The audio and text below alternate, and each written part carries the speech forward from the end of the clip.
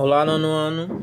Aula de física de hoje, dia 27/8, vai ser uma revisão para a prova parcial, ok? Que a gente estudou no módulo 3, forças e movimentos e as leis de Newton. Então vamos entender, relembrar o que tem em forças, né? Toda força tem a sua intensidade. Sempre vai ser um valor numérico com a unidade N, quer dizer Newton. Então a intensidade de uma força, por exemplo, 50 Newton. Existe uma direção horizontal, né? Horizontal, esse sentido, ou vertical, ok? E existe o sentido, se é para a esquerda, se é para a direita, se é para cima ou se é para baixo, ok? Horizontal nesse sentido, vertical nesse sentido, para cima ou para baixo, ok?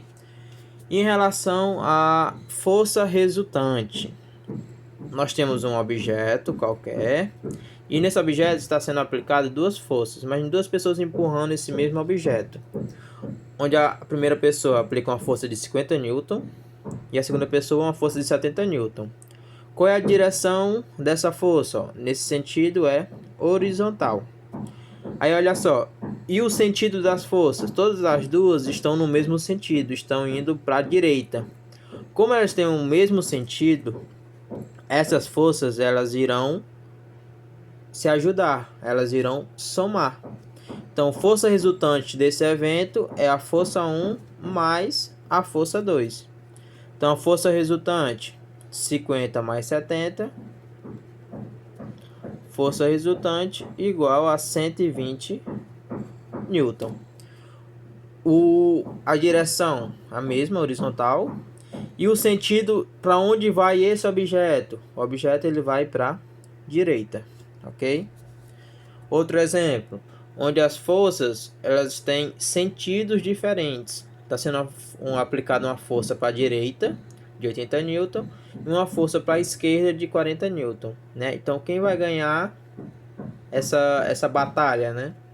Então, como tem sentidos diferentes, né? A força resultante é sempre a força 1 menos a força 2, ok? Então, força resultante, força 1, 80, menos força 2, 40. Então, força resultante é igual a 40 Newton.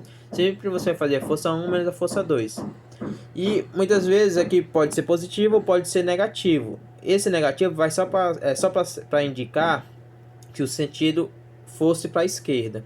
Mas como aqui deu positivo, né, isso quer dizer que o sentido do objeto, como isso aqui foi uma força maior, o objeto ele vai nesse sentido, no sentido para a direita, ok?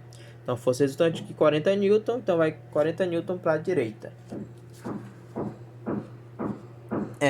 Sobre as leis de Newton, né?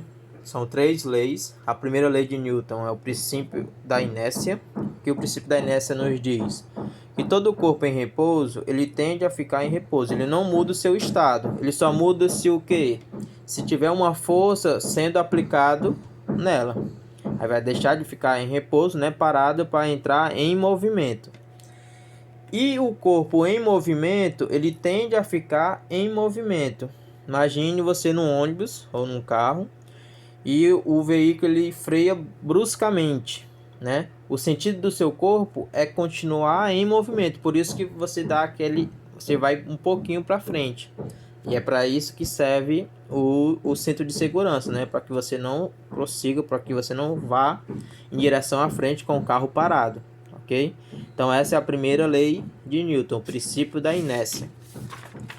A segunda lei de Newton é o princípio fundamental da dinâmica, onde vocês vão aplicar a fórmula da força em relação a uma força aplicada em um objeto, que a força resultante ele depende da massa do objeto e da aceleração desse objeto. Então, como aplicar essa fórmula, né? Tenho dois exemplos aqui para a gente aplicar de maneiras diferentes. Então, no item A eu tenho determine a força resultante. Então, determinar a força resultante é o que a gente quer saber. Aplicado em um objeto de 50 kg, então 50 kg é a massa, que obteve uma aceleração de 4 metros por segundo ao quadrado. Aceleração, o A. Então, só aplicar a fórmula. Força resultante é igual a massa, que é 50, vezes a aceleração, que foi 4.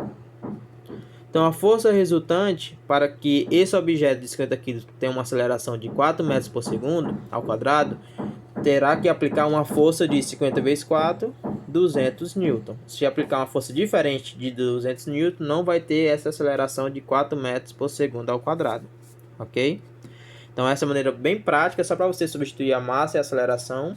Mas tem de outras maneiras de poder aplicar essa fórmula, como o item B. Ó. Uma força de 100 Newton.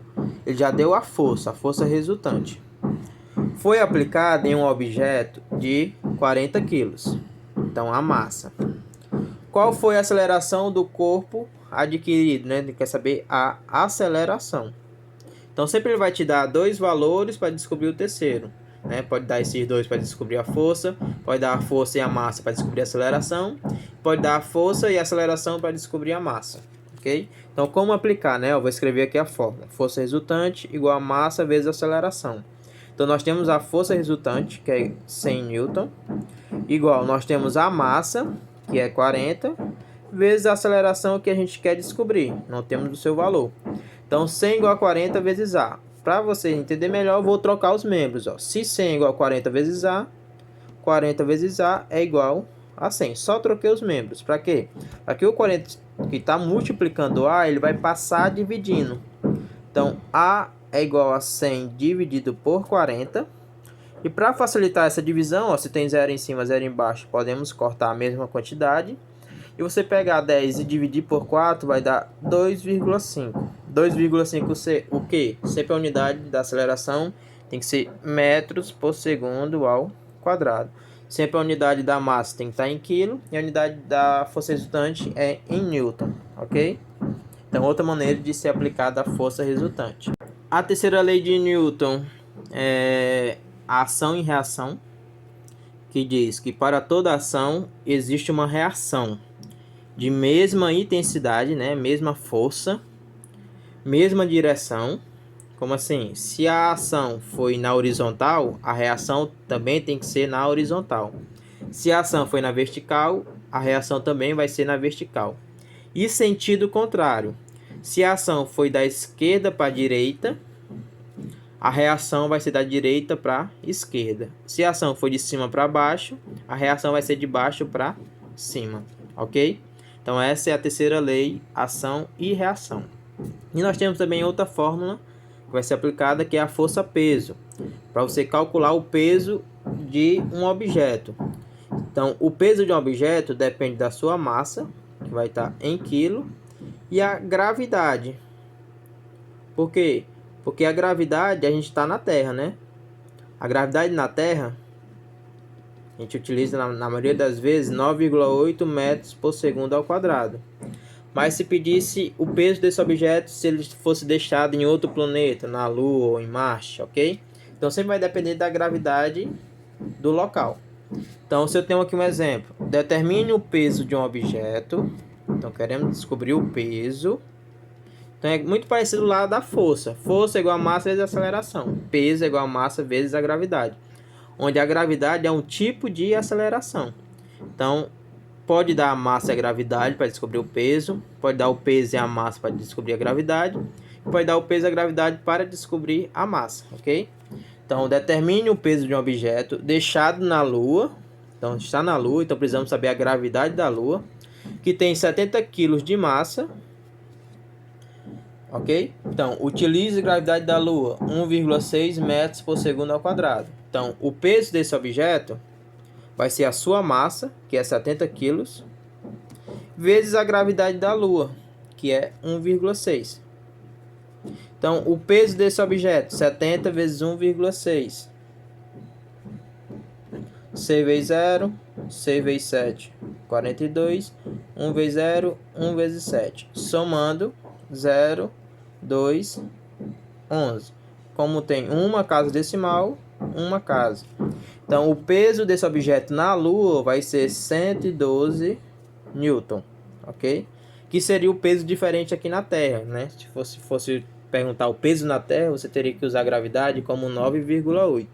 ok? Então eu espero que com essa aula vocês tirem suas dúvidas e que possam fazer uma boa prova, ok? Até a próxima aula.